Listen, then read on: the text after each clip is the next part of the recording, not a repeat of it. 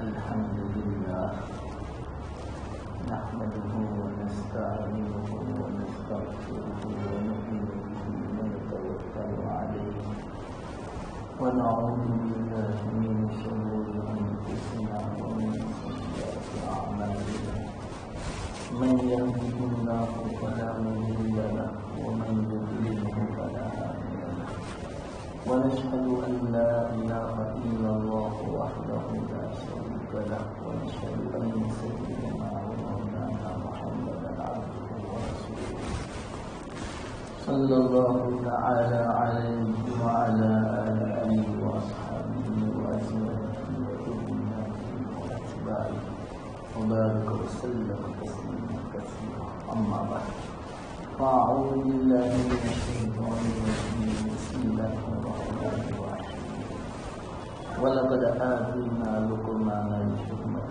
أن اشكر لله ومن يشكر فإنما يشكر لنفسه ومن كفر فإن الله غني حميد صدق الله العظيم.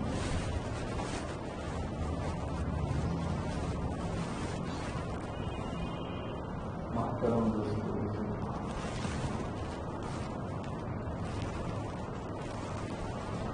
دو تین مجلس سے اس آیت کی تلاوت کرتا ہوں آپ حضرات کے سامنے.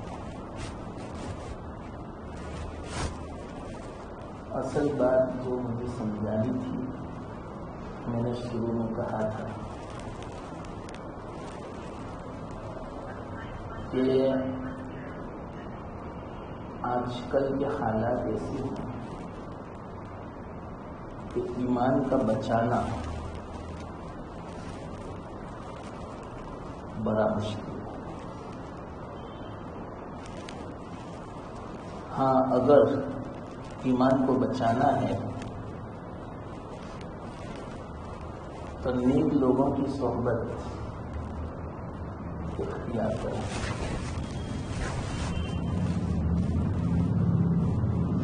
یہ بات میں سمجھا رہا تھا. اس میں نے کہا تھا کہ حضرت لقمان علیہ السلام ان کی عادت تھی، حالانکہ وہ خود نہیں تھے،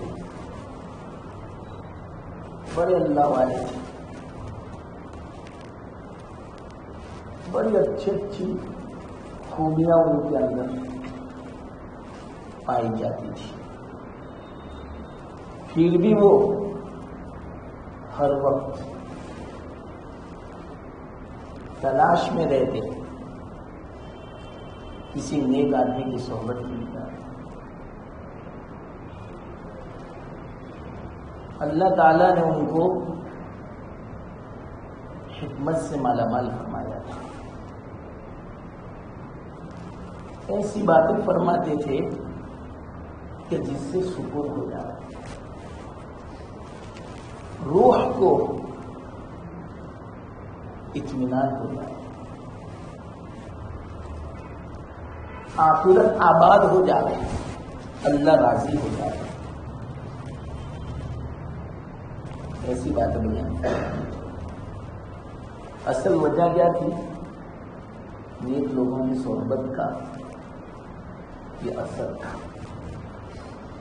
اسی بنا پر آتا ہے، میں دو تین مجلس سے کہتا ہوں کہ یہ واقعہ میں آپ کو سناؤں کہ ان کی عادت تھی اپنے زمانے میں جب بھی وہ سنتے کسی نبی کے بارے میں کہ فلانا جگہ نبی مبعوث ہوئے تو وہ فوراً تشریف لے جاتے، اور اکیلے نہیں جاتے، اپنے بیٹے کو بھی لے جاتے. ایسی تربیت فرماتے تھے. یہ اصل تربیت ہے اولاد کی. دین سکھاؤ، ادب سکھاؤ، دینی تعلیم دو، سنت سکھاؤ، کھانا کس طرح کھانے کا، لباس کس طرح پہننے کا،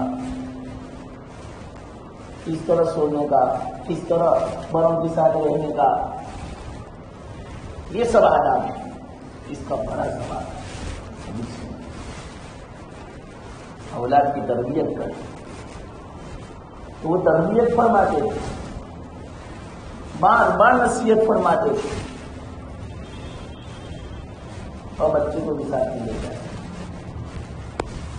یہاں تک آتا ہے روایتوں میں تفصیلی،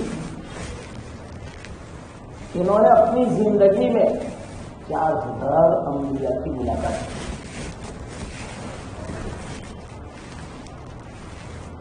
اس زمانے میں نے کہا تھا شاید بھی یاد نہیں کہ گاؤں کا نبی الگ ہوتا تھا، شہر کا الگ ہوتا تھا، بلکہ بعض تو قبیلے کا بھی الگ ہوتا تھا. ایک ایک شہر میں کئی کئی انبیاء ہوتے، ہر قبیلے کا الگ، ہر ایک سے ملاقات نہیں کرتے، ان کی صحبت بھی کیا کرتے. یہ اصل میں سمجھا ہے. خود بھی صحبت اختیار کرتے، اپنے بیٹے کو بھی ان کی صحبت میں اٹھاتے اور علم حاصل کرتے. اس کی عجیب برکت ہے صحبت. بہت جلدی طبیعت اثر لے لیتی ہے صحبت کا. اسی لیے آج کل ہمارے بچوں کی صحبت اکثر موبائل کے ساتھ، اس کا اثر آ گیا. یہ غلط صحبت ہے، یہ بری صحبت ہے. دین کا تو نقصان ہے ہی،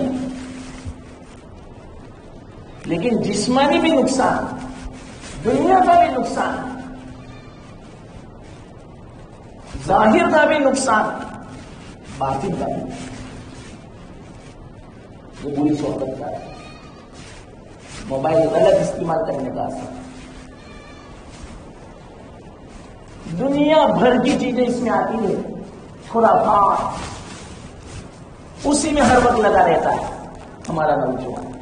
یہی صحبت نہیں. ہاں اگر اس میں علماء کی جو بیانات آتے ہیں، اچھی اچھی باتیں آتی ہیں، قرآن کی تلاوت جو آتی ہے وہ سنیں، بیانات سنیں، تو یہ اچھی صحبت ہے. تو اس کا بھی اثر آتا ہے. تو صحبت کا اثر آتا ہے. تو آتا ہے انہوں نے اپنی زندگی میں 4000 انبیاء کی ملاقات کی تھی. صرف ملاقات نہیں، صحبت بھی کیا تھی، اور صحبت کے ساتھ ان کی تعلیم بھی حاصل کی. وہ کیا تعلیم دیتے ہیں؟ جب بنی اسرائیل میں بہت انبیاء تشریف لائے. عیسیٰ علیہ السلام کی اولاد بنی اسرائیل کا جو سلسلہ ہے حضرت یوسف علیہ السلام سے چلا، حضرت عیسیٰ علیہ السلام پر ختم ہوا. ایک اعتبار سے حضرت عیسیٰ علیہ السلام بنی اسرائیل میں نہیں ہے، الگ ہے. کیوں؟ وہ وہاں سے پیدا ہوئے.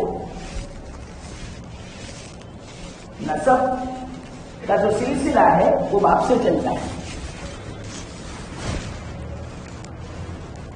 وہ تو حضرت جبرائیل علیہ السلام کے پھونک مارنے سے، دم کرنے سے پیدا ہوئے، باپ نہیں تھے. ان سے پہلے جتنے بھی انبیاء آخری جو تھے بنی اسرائیل میں حضرت موسیٰ علیہ السلام. اور شروعات جو ہوتی ہے یہ تمام انبیاء کے بنی اسرائیل کی حضرت یوسف علیہ السلام سے. حضرت یوسف علیہ السلام حضرت یعقوب علیہ السلام کے بیٹے اور یعقوب علیہ السلام حضرت اسحاق علیہ السلام اور اسحاق علیہ السلام حضرت ابراہیم علیہ السلام کے بیٹے. تو حضرت ابراہیم علیہ السلام کے دو بیٹے تھے اسحاق اور اسماعیل. تو اسحاق سے جو نیچے تک نسل چلی جتنے انبیاء تشریف لائے ہزاروں کی تعداد میں. اور اسماعیل علیہ السلام کے اولاد میں ایک نبی آیا وہ ہمارے آقا خاتم الانبیاء محمد مصطفیٰ صلی اللہ علیہ وسلم سب سے اونچے امام الانبیاء سرور کائنات سردار دو جہاں یہ اکیلے سب سے اونچے مرتبے کے اعتبار سے.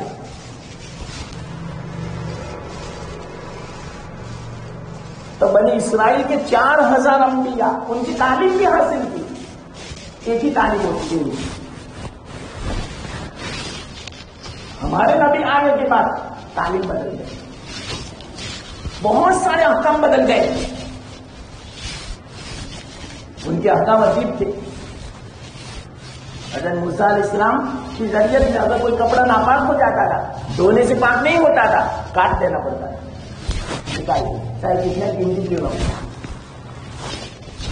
جس عضو سے گناہ ہو جائے آنکھ سے گناہ ہو گیا شرمگاہ سے گناہ ہو گیا کاٹ دینے کا. اتنا سخت حکم تھا.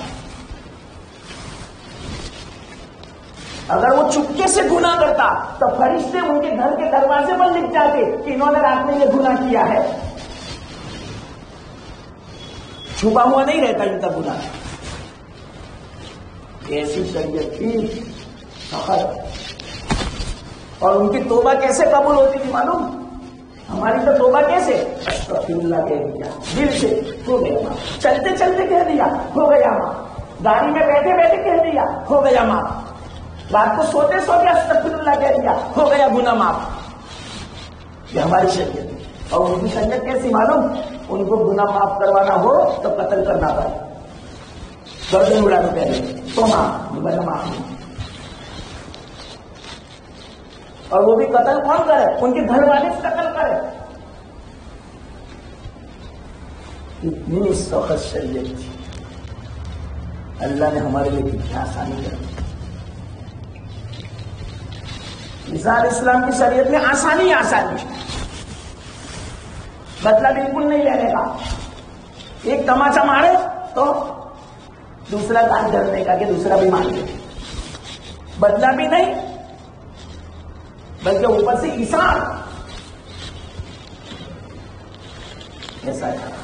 کپڑا ناپاک ہو جائے کوئی حرج کی بات نہیں, ناپاک نہیں, دھونے کی بھی ضرورت نہیں. ایسا ہے. یہاں تک کہ جنابت ہو جائے غسل کی حاجت ہو جائے پھر بھی غسل نہیں کرنے کا طاقت سمجھا جائے. غسل جنابت کی بھی ضرورت نہیں. یا اللہ اتنی آسانی, یا اللہ کا حکم. ہماری شریعت سب سے اعلیٰ. تو وہ جو شریعت اللہ کے رسول صلی اللہ علیہ وسلم لے کر تشریف لائے اسماعیل علیہ السلام کا ہوتا ہے. آگے تو زندگی کی بیچ میں بات آئی اس لیے میں نے کہا. اصل بات یہ حضرت لقمان علیہ السلام جس نبی کے بارے میں اپنے زمانے میں سنتے ان کے پاس تشریف لے جاتے اور اپنے بیٹے کو بھی لے جاتے. یہ ہے اس کو میں سمجھانا چاہتا تھا 2 مہینے سے. صحبت اللہ میں جب ہی ایمان بچ سکتا ہے اور خاص کر کے ان حالات میں. یاد رکھنا ایک بات, یہاں جو حالات ہیں ہندوستان میں انہوں نے سروے کیا ہے, بہت مطالعہ کیا یہ نان مسلم نے گیروا میں کہ یہاں ہندوستان کے مسلمانوں کو اگر دین سے اگر برگشتہ کرنا ہے تو اس کے لیے کیا کرنے کا؟ یہاں تک کہ انہوں نے اسفار کیے بڑے بڑے ڈوب گئے. آتا ہے کتابوں میں اس پین کا بھی سبب کیا. ہم غفلت میں ہیں مسلمانوں، سن لینا. ایسی ایسی ان کی محفلیں اور مجلسیں ہوتی ہیں آپ کی نیند اڑ جائے اور ہمیں غفلت. بس ہمیں اپنی فکر ہے، کسی کی فکر نہیں، نہ اسلام کی، نہ اللہ رسول کی، نہ اولاد کی، نہ مسلمانوں کی، نہ امت کی. یہ بہت بڑا خطرہ ہے. یاد رکھنا، اگر دوسرے ہلاک ہوں گے، برباد ہوں گے، یہ مت سمجھنا کہ ہم بچ جائیں گے. غفلت میں ہیں ہم. آپ دیکھو تو صحیح کیسے کیسے نیوز آتے ہیں، کیسے کیسے کھلم کھلا علن اعلان مجلسیں ہو رہی ہے مسلمانوں کے خلاف، مارنے کی اور قافلے کی اور قتل کی، اس کے علاوہ کوئی بات نہیں. اور مسلمان بولے فوراً پکڑ لے، فوراً کیس. اور ان کے لیے کھلے عام ہتھیار کو تقسیم کرنا، کوئی پابندی نہیں کسی چیز کی، نہیں تلوار کی پابندی، نہیں پسٹول اور ریوالور کی پابندی. جہاں چاہے مندر بناوے، جو چاہے وہ کرے، اور اپنی جو مسجدیں ہیں سالوں سے ان کو ختم کیا. مسلمان ہیں غفلت، ابھی بھی نماز کا پابند نہیں بنا. اتنے خطرناک حالات ہے. پھر بھی اگر ماں باپ نماز پڑھتے ہوں گے تو اولاد بے نمازی. یا اللہ، کب سدھریں گے مسلمان؟ کیا ہوگا کچھ سمجھ نہیں پڑتی. آئندہ مستقبل کیا ہوگا ہندوستان کے مسلمانوں کا؟ خطرے میں ہے. یاد رکھنا مسلمان، خطرے میں. میں کیوں کہتا ہوں؟ ہمارا اللہ ہے، لیکن ہم اللہ کے ہوتے ہی نہیں کہ اللہ کی مدد آئے. یہ ہے سب سے بڑا المیہ. آج ان حالات کا، حالات اتنے خطرناک نہیں ہے جتنا خطرناک آج مسلمان بنا ہوا ہے. کہ اتنے خطرناک حالات کے باوجود مسلمان اپنی اصلاح کی فکر نہیں کرتا، اور وہ ہر وقت فکر میں، ہر وقت مسلمانوں کے خلاف پروپیگنڈا، سازش اور ایسی باتیں لگاتے ہیں جس کی کوئی بنیاد نہیں، تہمت اور الزام. لیکن مسلمانوں نے آج کوئی ایسا نہیں کہ اس کے خلاف آواز اٹھا سکے. چلو آواز اٹھانے کی ہمت نہیں تو کم سے کم اللہ کے سامنے تو آواز اٹھا رہے. لیکن یہ بھی نہیں. بس یہ میں آپ کو سمجھانا چاہتا ہوں. کئی ہفتے سے ہر مسلمان دیکھو اپنی فکر میں ہے. بس اپنی فکر کا مطلب کیا؟ بس دنیا کی اس طرح جمع کرو. کوئی کام نہیں آئے گی یہ دنیا جب حالات آئیں گے. اور سر پہ منڈلا رہے ہیں حالات. بس اجازت مل جانی چاہیے. ہر وقت تیار ہے وہ. انہوں نے پریکٹس کر لی، ہتھیار ان کے پاس موجود ہے. اور ہمارے پاس دیکھو گھر میں کچھ نہیں ہوگا. ان کی عورتیں بھی تجربہ کر چکی ہے کس طرح لڑنے کا. اور ہماری عورتیں لباس سے اوپر نہیں آتی، چپلوں سے ہی اوپر نہیں آتی، زیورات سے ہی پوری نہیں آتی اوپر. جتنے بھی دکانیں آپ دیکھو زیورات کی، مسلمان عورتوں کی بھیڑ لگی ہوتی. جتنے بھی کپڑوں کی دکان ہوگی، چپلوں کی دکان ہوگی، مسلمانوں کی بھیڑ ہوگی.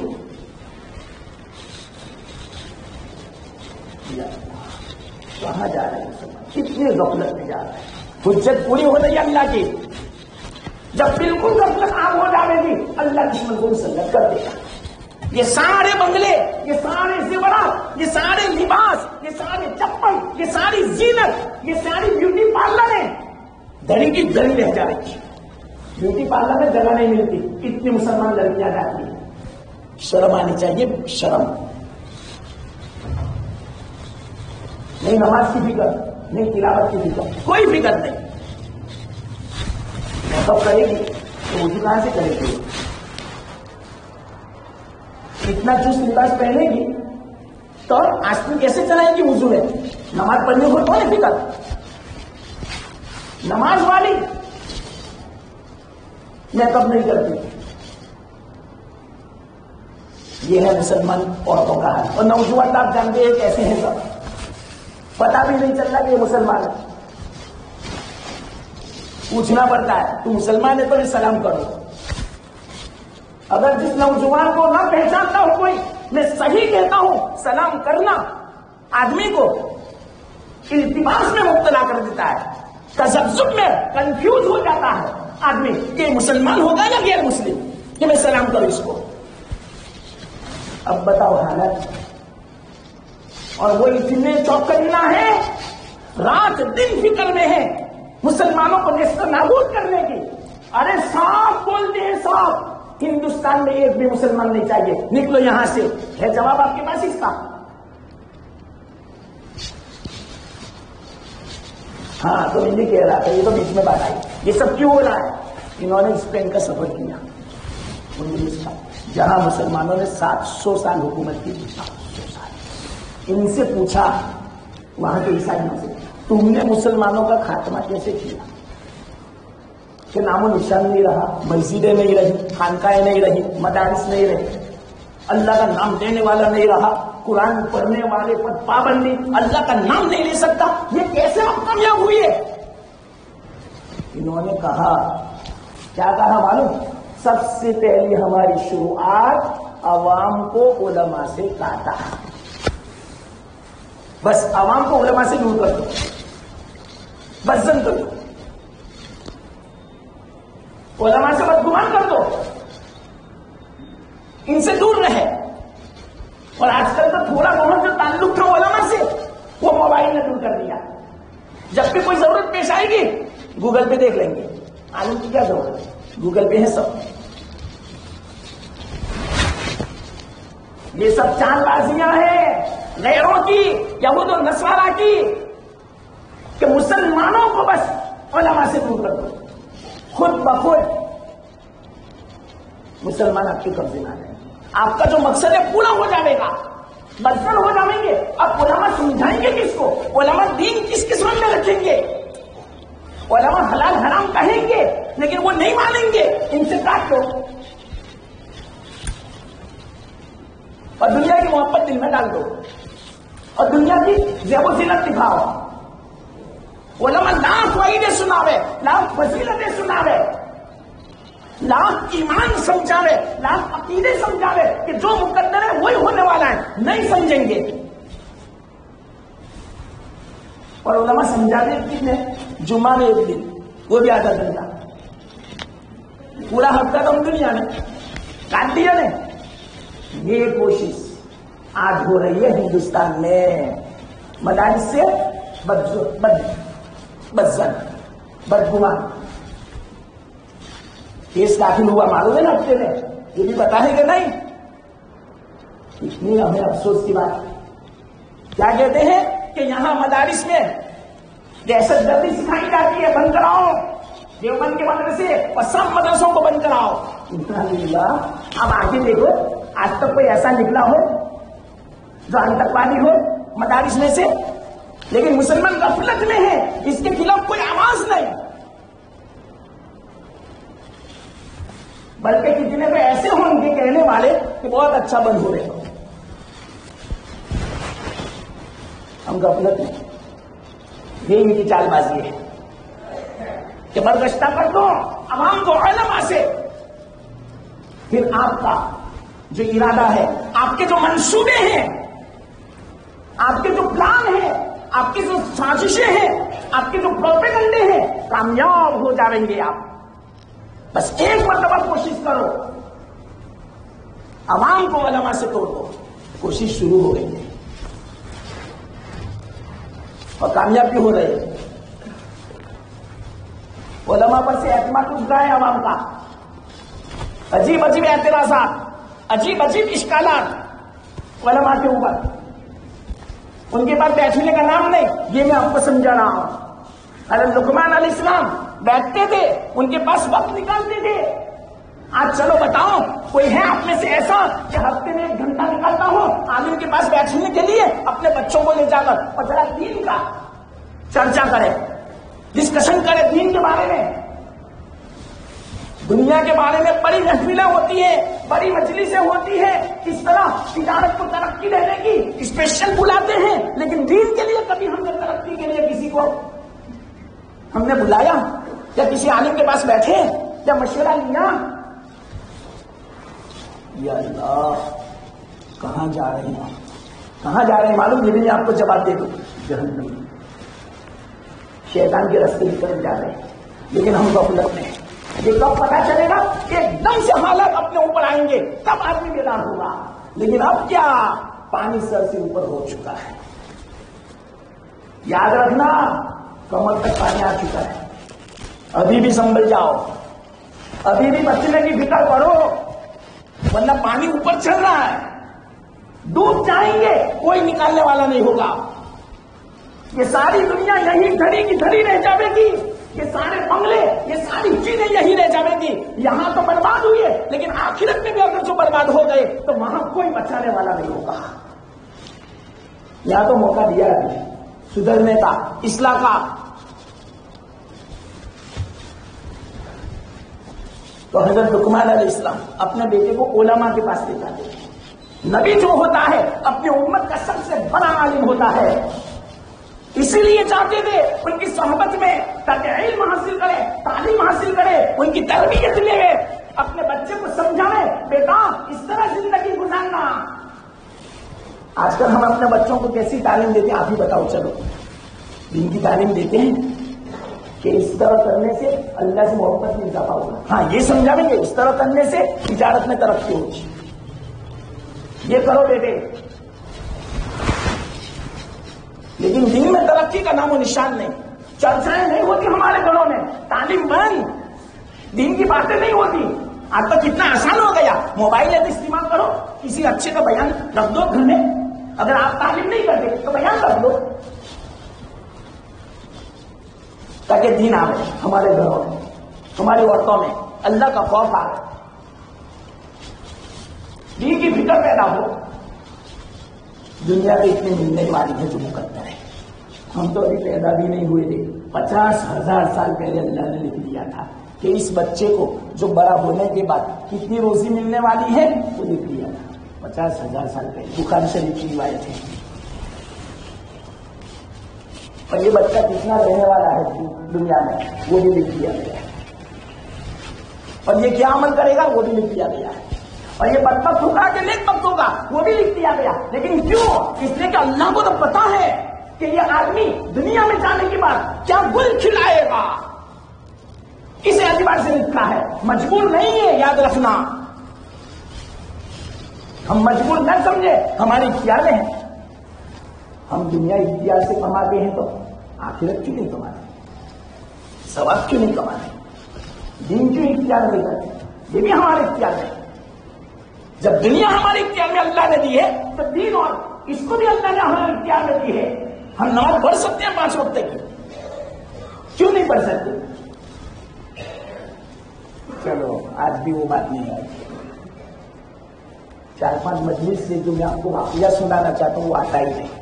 اصل میں مقصد یہ ہے جب لے کر گئے اپنے بیٹے کو نبی کی ملاقات کے لیے, ایک بات سمجھانی تھی. اس سے پہلے مجلس میں نے کہا تھا کہ حضرت لقمان علیہ السلام فرماتے تھے اپنے بیٹے کو, اے بیٹا جو کچھ مقدر ہے وہ ہو کر رہے گا, اس پر راضی رہنا, اس میں اللہ کی حکمت ہے. اس بات کو سمجھانی ہے مجھے اس واقعے کے ذریعے سے.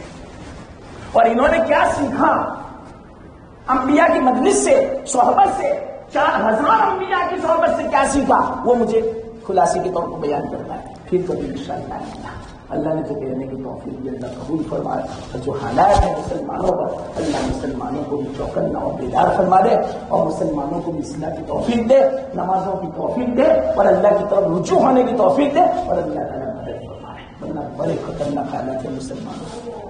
میں صحیح کہتا ہوں، سمجھ جاؤ، سنبھل جاؤ، فکر کرو کہاں جا رہی ہے ہماری زندگی، رخ بدلو۔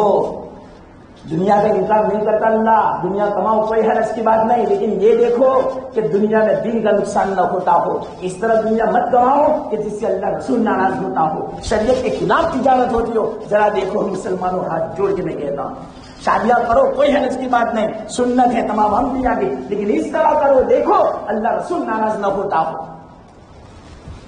رہن سہن اس طرح کرو، معاملات اخلاق اس طرح کرو، اللہ کے واسطے یہ ہے سدھرنے کا موقع، ورنہ موقع نہیں ملے گا۔ مسلمانوں، اللہ نے موقع دیا ہے، کل قیامت کے دن اللہ کہے گا میں نے تو موقع بھی دیا، میں نے مہلت دی، لیکن تم نے اس سے فائدہ نہ اٹھایا، اب کوئی عذر نہیں چلے گا جہنم میں، اور جہنم کا ایک سیکنڈ اگر کوئی دنیا میں 1000 سال تک بادشاہ بنا ہو، 1000 سال تک کبھی کوئی تکلیف نہیں، پوری دنیا کا بادشاہ، ایک سیکنڈ میں 1000 سال کی راحت پر پانی پل جائے، 1000 سال کچھ سمجھے گا ہی نہیں کہ مجھے کبھی راحت ہی نہیں ملی۔ حدیث میں یہ بات، اس طرح کی بات جو میں نے مفہوم بیان کیا، سمجھ جاؤ مسلمانوں، وقت ہے، نماز کی پابندی کر لو، تلاوت کی پابندی کر لو، ذکر کی پابندی کر لو، سنتوں کی پابندی کر لو، رجوع کرو، توبہ کرو، اپنی زندگی کو دیکھو کہ میرے اندر کون کون سی گناہ، کون کون سی نافرمانی ہے، اصلاح کی فکر کرو، چاہے کوئی بھی نقصان ہو جائے فکر مت کرو،